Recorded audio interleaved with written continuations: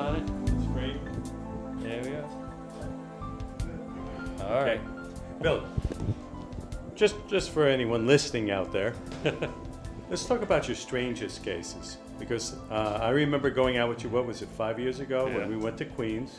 There was a guy in his 50s who, from the age of 3 months on the operating table, he was possessed. He was throwing himself on the floor. He lived with his sister. Remember that? Yeah. And that was one of that was pretty strange, but Michelle was probably the Michelle, yeah. Michelle was a girl. She was young about girl. At 14 or 12, she was raped and... Yeah, I mean, a lot of that kind of trauma, but she was also a heavy drinker and had been drunk constantly for, I don't know, 18 years by the time we saw her. Yeah. And she was loaded with many entities because she would drink till she passed out, and it just opens the door. And once a few entities get in there, it just, they get them all. She was loaded. If you wanted to count, I mean, there's probably hundreds, but... and she slept with thousands of guys. Oh, every yeah. night. She was with a different... Yeah, that's how that's how she would get her bar bill paid for. Yeah. Yeah, it was a very sad case. But talk about that entity that took her over. Jason or something? Yeah, but he was with her for a long time, and there is a hierarchy I found of the dark entities, DFEs they call them, dark force entities, and the ones who are higher up in the rating got big egos, or most of them do. So they're very proud of their conquests and the souls that they've taken over, and they do rule a bunch of lower dark entities. The higher they are, the harder it is to convince them to go to the light, because they're having a good time. I don't know if I call it the life, their existence that they do have is one of tormenting, and supposedly they get a reward of more power, more souls. And so it's a long negotiation session, those are. Sometimes they'll go on for many sessions. But mostly I can, or we, I mean, I'm never alone, can convince them to feel the light, to understand the light, and they do have a choice. My experience, the old story of that these are fallen angels seems to hold true, because I asked them to go back when they were first created. They have a memory, they do have a consciousness that will go back to when they were first created, and they do realize that they are a child of the light. That's what they came from. And at some point, they made the wrong decision or followed the wrong leader, and they ended up going to the dark side. It works in convincing them to feel the light, to remember the light, and that they are a child of the light. And when they focus on that light deep inside of themselves, it expands, and then they start to get transformed. And it's at that point that they can realize that they are a child of the light, and I have other light beings talk to them, communicate to them that they can be welcomed back home, that they will be forgiven. A lot of them are very afraid to go to the light. They think it's going to kill them, destroy them. But eventually you get them to feel the light, to understand it.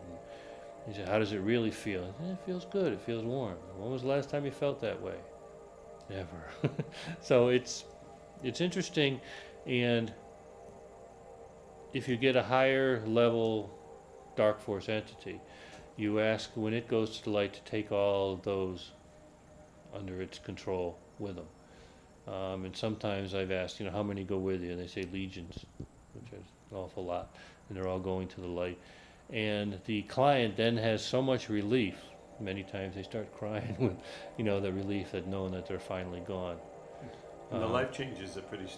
I had a 40-year-old country singer. Very dramatic, yeah. Who was well documented. She lived with her lover, was female.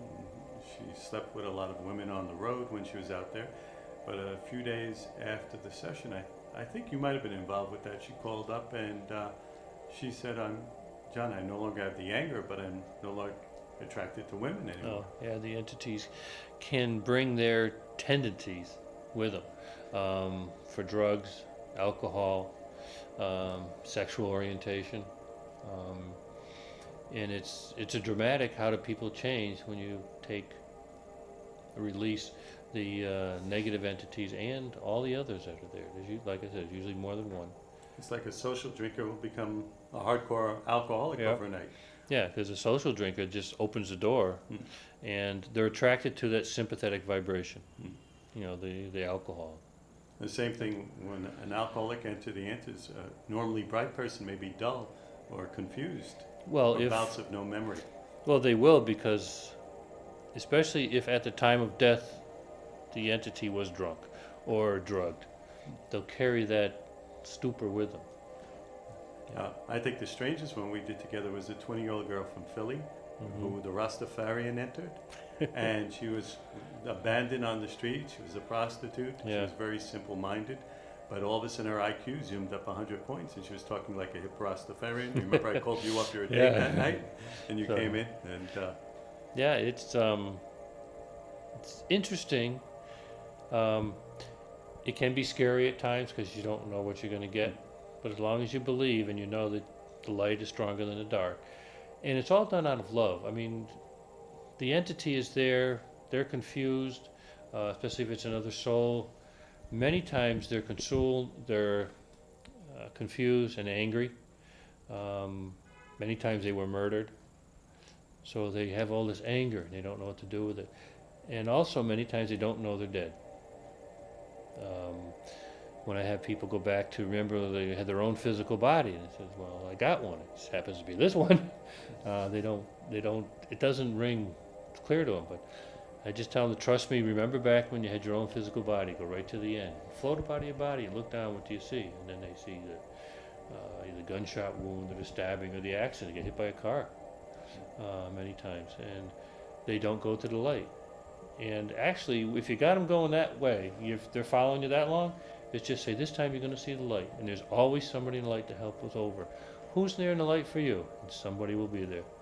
Their mother, wife, children, somebody will come over. Have you noticed that they've, like the one girl we talked about, the 20-year-old, when we called her 3 months later, we talked to the aunt because she never got back to us. Basically, that whole 6-month period where she was possessed with this, she just slipped, blanked out, blanked it out. Because she wasn't there. Her actual consciousness was in the background. When you get a strong entity like that, either if it's an old soul, a physical soul, or a dark force entity, when they take over, the consciousness is in the background, sometimes watching, sometimes just out of it. And you can tell those people when they're not in control, when their mood shifts so dramatically, that their family tells them that they don't know who they are anymore. That happens a lot with teenagers. They're experimenting, they're trying drugs, or they're drinking until they're drunk because that's what's cool, and they just open the door. Actually, the Ouija board is just terrible. Many of the clients come in, they were using the Ouija board, they open the door, they ask to talk to a spirit. Well, they get some spirits, but not necessarily the best for them. And some people think this is strange, but actually the Catholic Church has a minister of exorcisms, which they do. There's a great Discovery Channel show where the Protestant and the Catholic Church, they have feuds over who had the best exorcist. So a lot of people say they may not believe in this, but they say, I'm a good Catholic, I'm a good Protestant, or whatever, and yet, hey, read the book. No, they do it because, Christ, that's how he did most of his healings, casting out the evil spirits or something. We don't just cast them out because they'll come right back or they'll go to somebody else. We transition them up into the light, bring them to the light. Like I said, it's all done out of love and healing. And we get our team on the other side, which is, I ask for spirits of the light to do the healing work of the discarnate entities, whatever you want to call them, these lost souls. And more books are being written about it, and I think it's becoming more and more accepted or understood or as part of reality. So that's all it is.